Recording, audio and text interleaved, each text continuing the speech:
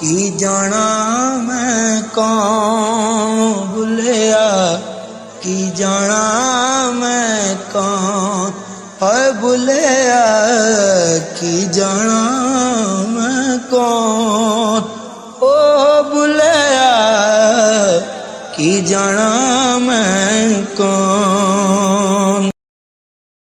تنویر زلفی کی کہانی ڈاکٹر بختیار کی زبانی۔ آج کی کہانی ہے سیڑھیوں میں بیٹھا ہوا وقت۔ نارتھ ایونیو کی دوسری گلی کے پہلے مکان سے ڈسکو موسیقی کی ہلکی ہلکی آواز آ رہی ہے۔ کچھ دن پہلے تک وہ یہیں رہتی تھی۔ دن کو وہ پچھلے ٹیرس پر کھڑے ہو کر بال سکھاتی، کبھی کبھی وہیں کھڑے کھڑے بالوں کو برش کرتی، کبھی ان کا جوڑا باندھ لیتی اور کبھی انہیں یوں ہی کھلا چھوڑ دیتی۔ شام کو وہ اگلے ٹیرس پر بیٹھ کر اسکول سے واپس آتے بچوں کو دیکھتی رہتی۔ جب ایک ہی جیسا لباس پہننے والی دو جڑواں بہنیں گزر جاتی جو آہستہ آہستہ بڑی ہو رہی تھیں تو وہ اداس چہرہ لے کر اٹھ جاتی، جیسے وہ بڑی ہو کر کوئی غلطی کر رہی ہو۔ حماد آج گھر میں اکیلا ہے، سو رہا ہوگا۔ وہ گھر پر سونے کے علاوہ اور کوئی کام نہیں کرتا۔ ہاں، اصغر آ جائے تو دونوں چائے کی میز پر خوب بحث کرتے ہیں۔ یہ بحث جین کی پتلونوں کی قیمتوں سے ہوتی ہوئی عالمی منڈی میں ڈالر کے اتار چڑھاؤ سے گزر کر فٹ پاتھ پر بکنے والی کتابوں کے ذکر پر تمام ہوتی ہے۔ پھر حماد کہتا ہے، اور سناؤ اصغر۔ اس پر دونوں ایک ساتھ کہکا لگاتے ہیں اور اپنا مخصوص جملہ کہہ کر اٹھ کھڑا ہوتا ہے۔ اسٹینڈ پلوئنگ کی اجازت نہیں ہے۔ حماد کی لڑکی گھوڑا گلی کے کسی اسکول میں پڑھتی ہے۔ جڑواں بہنوں کی طرح وہ بھی آہستہ آہستہ بڑی ہو رہی ہے، اور شیری کے متفکر ہونے کے لیے اتنا ہی کافی ہے کہ وہ بڑی ہو رہی ہے۔ بات کرنے کے لیے اس کے پاس اکثر ایک ہی موضوع ہوتا ہے۔ ببلی بڑی ہو رہی ہے اور حماد تمہیں تو پتہ ہی ہے اچھا لڑکا ملنا آج کتنا مشکل ہے۔ جب تک ببلی بڑی ہوگی اس وقت تک یہ صورتحال اور بھی تشویشناک ہو چکی ہوگی۔ چھت کے پنکھے کو گھورتے ہوئے وہ سوچتی رہتی ہے اور حماد کروٹ بدل کر سوتا رہتا ہے۔ ببلی اسکول کے ہاسٹل میں ہے۔ شیری پچھلے کئی دنوں سے گھر میں نظر نہیں آئی۔ حماد گھر میں اکیلا ہے، سو رہا ہوگا۔ حماد گزشتہ کئی سال تک سودا سلف لانے بازار جاتا رہا تھا۔ دال سبزی کے بھاؤ اسے ازبر ہو گئے تھے۔ ہر بار کچھ نہ چاہتے ہوئے بھی وہ کچھ نہ کچھ خرید لاتا۔ تیل، بال پوائنٹ، فوٹو البم، رومال، خوبصورت لفافے، لیٹر پیڈ کی رنگ اور نہ جانے کیا کیا۔ اب اس کے پاس بازار جانے کے لیے کچھ بھی نہ تھا۔ پہلے پہلے وہ یوں ہی گھومتا رہتا تھا۔ پھر ایک دن اس نے بوڑھے آرٹسٹ کو دیکھا جو مسجد کی سیڑھیوں پر بیٹھا اپنی بنائی ہوئی تصویریں بیچ رہا تھا۔ یہ بوڑھا اب اپنی توسیع زندگی گزار رہا تھا۔ اپنی بے مصرف، بے مقصد اور بے رنگ زندگی کو اس نے ایک بار پھر برش اور رنگ کے حوالے کر دیا تھا۔ دنیا تو اس کے فن کو جانتی تھی، لیکن شاید وہ خود اپنے برش کی صلاحیتوں سے مطمئن نہیں تھا۔ آہستہ آہستہ وہ حماد سے خاصا مانوس ہو گیا۔ بوڑھا اونچی سیڑھیوں پر بیٹھ جاتا اور حماد کی نگاہیں لوگوں کے ہجوم میں تصویروں کے خریدار تلاش کرتی رہتی۔ ایسے ہی کسی لمحے اس نے ایک بوڑھی عورت کو دیکھا جو ایک نوجوان لڑکی کے سہارے تصویروں کی جانب آ رہی تھی۔ ایک نوکر بھری ہوئی ٹوکریاں اٹھائے ہوئے ان کے پیچھے پیچھے چلا آ رہا تھا۔ قریب پہنچ کر بوڑھی عورت نے اپنی اینک پھر سے ناک پر جمائی، لڑکی کے کندھے کو آزاد کیا اور غور سے تصویر دیکھنے لگی۔ اس کا انعامات دیکھ کر حماد نے ایک تصویر اٹھا کر لڑکی کے ہاتھ میں دے دی، جو تصویروں میں بالکل دلچسپی نہیں لے رہی تھی۔ دونوں عورتیں تصویریں دیکھنے لگیں۔ بوڑھی عورت تصویر دیکھتی جاتی تھی اور اس کا چہرہ روشن سا ہوا جاتا تھا۔ شیری بیٹی، ان تصویروں میں تو آگا کا رنگ جھلکتا ہے، بلکہ صاف اسی کی بنی ہوئی ہیں۔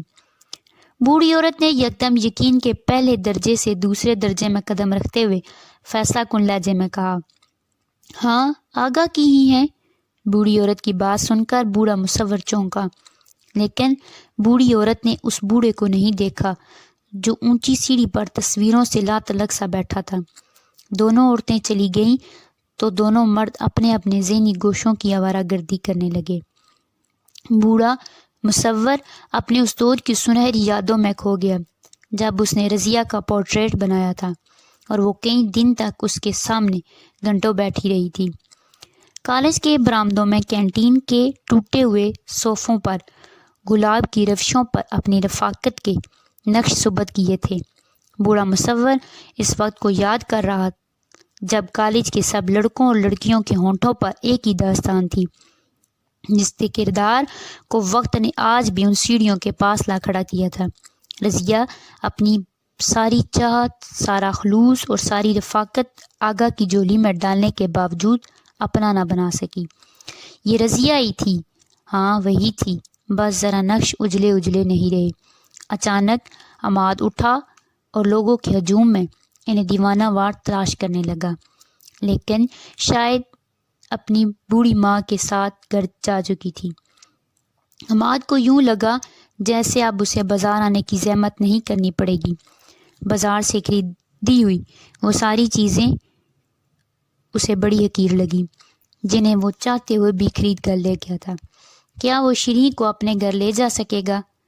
کیا پھر وہ کچھ خریدنے بازار آئے گی؟ وہ سوچتا رہا۔ ایک امید تھی، شاید اس کی بوڑھی ماں بوڑھے مصور کی تصویریں خریدنے یا دیکھنے اسے ساتھ لے کر پھر آئے۔ اس نے اپنے خیال میں تانے بانے بننے شروع کر دیے۔ دوپہر ہوئی، جمعے کی نماز کے لیے وقفہ ہوا۔ بازار پھر کھلا۔ بوڑھا آغا اور جوان حماد دونوں ایک دوسرے کو بتائے بغیر بوڑھی رضیہ اور جوان شیریں کا انتظار کرتے رہے۔ کہانی اپنے منطقی انجام کے لیے بے قراری سے منتظر رہی۔ اونچے گھنے درخت پر کوئل انتظار کا گیت گا گا کر خاموش ہو گئی۔ بازار کے سارے پیاز بک گئے۔ جوس بیچنے والا کا چیخ چیخ کر گلا بیٹھ گیا۔ سڑک پر اکا دکا روشنیاں جلنے لگی تو 4 بجے ہی اٹھ جانے والے دونوں مرد ایک دوسرے سے نظریں چراتے اٹھے اور سامان سمیٹنے لگے۔ پھر اسی دن کے آخری پہر حماد اور بوڑھے آغا کی بھٹکتی نگاہ ایک ساتھ رکی۔ دونوں کے پیچھے پیچھے ان کا نوکر ٹوکریاں اٹھائے چلا آ رہا تھا۔ بوڑھی آج کمزور سی لگ رہی تھی، جیسے بیمار رہی ہو یا پھر کسی نے نئے صدمے سے بڑی مشکل سے جان بر ہوئی ہو، کوئی پرانا زخم پھر ہرا ہوا ہو۔ شیریں کا چہرہ بشاش تھا۔ اس نے مسکرا کر حماد کی طرف دیکھا۔ بوڑھی ایک بار پھر اپنے چہرے کی جھریوں پر ہاتھ پھیرنے لگی اور پھر سر اٹھا کر اینک ناک پر جمائی اور پوچھنے لگی، بیٹا یہ تصویریں آغا نے ہی بنائی ہیں نا؟ اتنے میں اس کی نظر اونچی سیڑھی پر بیٹھے ہوئے بوڑھے مصور پر پڑی اور بوڑھی زمین سے اٹھی ہوئی اس کی جانب بڑھتی چلی گئی۔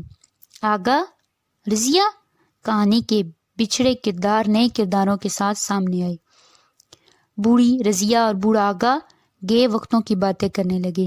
حماد اور شیریں مصوری کے جدید رجحان پر گفتگو کرنے لگے۔ حماد گھر میں اکیلا ہے اور شیریں پچھلے کئی دن سے گھر میں نہیں ہے۔ اصغر نے موٹر بائیک پورچ میں کھڑی کی ہے اور اطلاعی گھنٹی بجائے بغیر اندر گھستا چلا گیا ہے۔ شام کے تیسرے پہر وہ لان میں بیٹھے چائے پی رہے ہیں۔ بازار میں بکنے والی جین کی پتلونوں کی قیمتوں پر بحث ہو چکی ہے۔ عالمی منڈی میں ڈالر کے مندے کے رجحان پر بھی سیر حاصل تبصرہ ہو چکا ہے۔ فٹ پاتھ پر بکنے والی کتابوں کا تذکرہ بھی تفصیل سے ہو چکا ہے۔ حماد نے حسب معمول اپنا مخصوص فقرہ دہرایا ہے، اور سناؤ اصغر، لیکن آج دونوں میں سے کسی نے بھی کہکا نہیں لگایا اور نہ ہی اصغر نے سینڈ پلوئنگ کی اجازت نہیں ہے کہا ہے۔ اصغر حماد سے پوچھ رہا ہے، حماد تم کئی روز سے ٹال رہے ہو، بھابی کیوں چلی گئی؟ پہلے تو کبھی ایسا نہیں ہوا تھا۔ میکے میں اب ان کا کون ہے؟ چلو اٹھو لے آئیں۔ ہاں یار چلو شیریں کو ہی لے آئیں۔ دونوں حماد کی کار میں گھر سے نکل پڑے ہیں۔ ویسے حماد بات کیا ہوئی تھی؟ وہی یار پرانا قصہ، ببلی بڑی ہو رہی ہے، اچھے رشتے نہیں ملتے، اس کی تربیت اچھی ہونی چاہیے، MBBS تو کر ہی لے، کھانا پکانے کا کورس بھی ضرور کرانا ہے، سلائی کڑھائی کا ڈپلومہ بھی اچھا رہے گا۔ پھر کیا؟ پہلے تو میں کروٹ بدل کر سو رہتا تھا، اس دن مجھے مذاق سوجا، میں نے یوں ہی کہہ دیا ببلی کے رشتے کی فکر نہ کرو، وہ کوئی ایسی تصویر تو نہیں کہ وقت کے ساتھ اپنی پرچھائیاں بھی ختم کر دے، وقت آ لینے دو، دیکھا جائے گا۔